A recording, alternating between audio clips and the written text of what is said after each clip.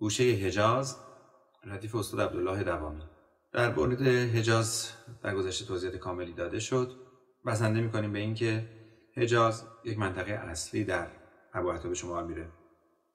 بعد از درآمد اگر سعی اخیر رو بین اینها در نظر بگیریم، بعدش حجاز قرار میگیره.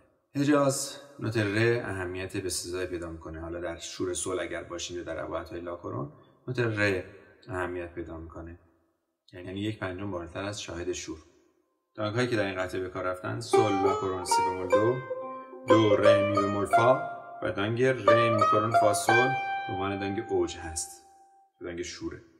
علامت ماینما سی بمول می بمول لاکرون هست. کوک ستار دو سل دو، سیم اول برابر با A بمول یا G دیز در تیونر کوک شده. ر دو ر می ر دو سی دو سی ر دو سی دو سی لا سل سل سل ر ر ر دو ر ر ر اف می دو فا می ر دو سی دو ر دو سی دو سی لا سل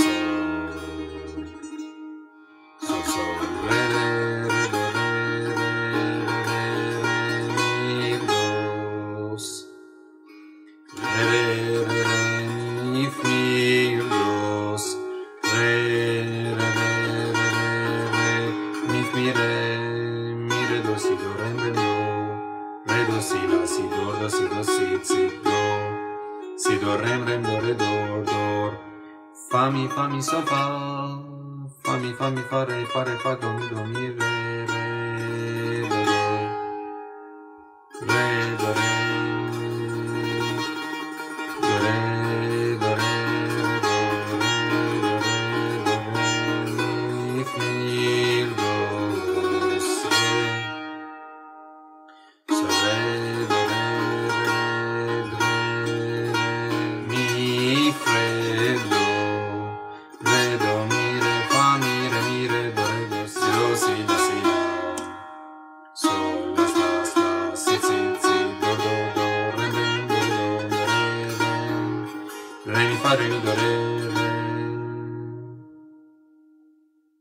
دو از نوت ر شروع میکنیم. شاهد حجاز ر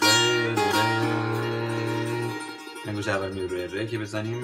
می ر دو سی دو را چپ را سی ر دو سی دو سی لا سل را چپ ریز. شروع میکنیم به شور. گوشهایی که یک طبقه جدید رو معرفی میکنن معمولا همینطوری هن. برمیگردن و دوباره میان معرفی میکنن تا شنونده خوب عادت کنه به گوشه جدید. روی شعر سعدی ملودی حجاز قرار میگیره. سل سل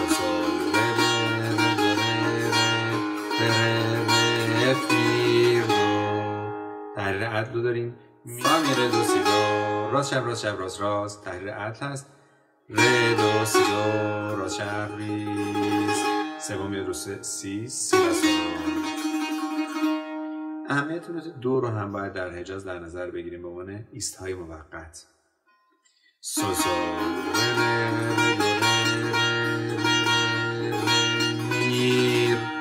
می بمول به ر ریز داریم. دوس میشه از دو به سی. ر می اینا با ریز به هم وصل میشن. میر دوم میاد رو دو دوس دوباره ر انگشت اول میف ر. بعد از این تحریرهای ابوعطا رو داریم. می ر دو سی راست چپ دو ر دو ر یه پله عقب‌تر ر دو سی لا سی دو سی دو سی راست چپ راست دو. از سی به دو میایم یک سی دو رم داره دو راست چپ راست. دوم میاد رو فا. اینجا ما دانگ اوج رو داریم، یعنی دو ر می بمول فا دانگ دشتی به دانگ شور ر میکرون فاسا وصل شده و در بالا روندی داریم از میکرون استفاده میکنیم. اشاره به اوج میشه. فا می سو فا در برگشت دانگ دشتی استفاده میشه که می بمول میشه. فا می فا ر دو می ر تحریر نشیب هست. چپ راست ریز دو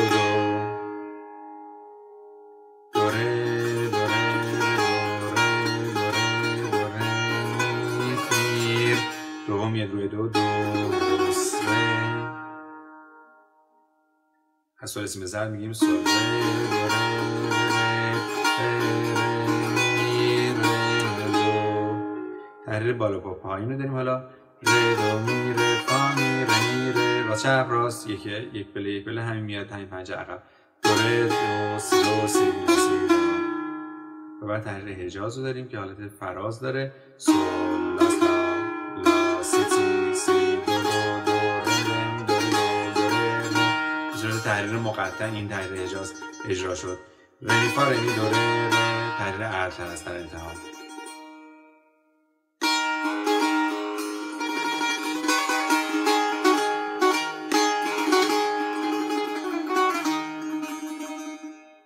تفاوتی نکند قدر پادشاهی را.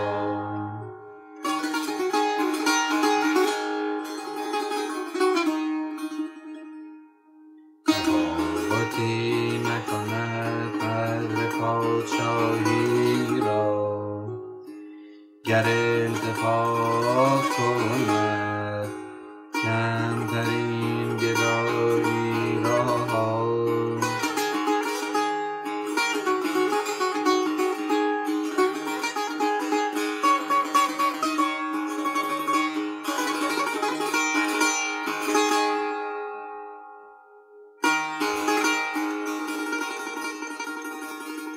به جان دوست که دشمن بدین رضا ندهد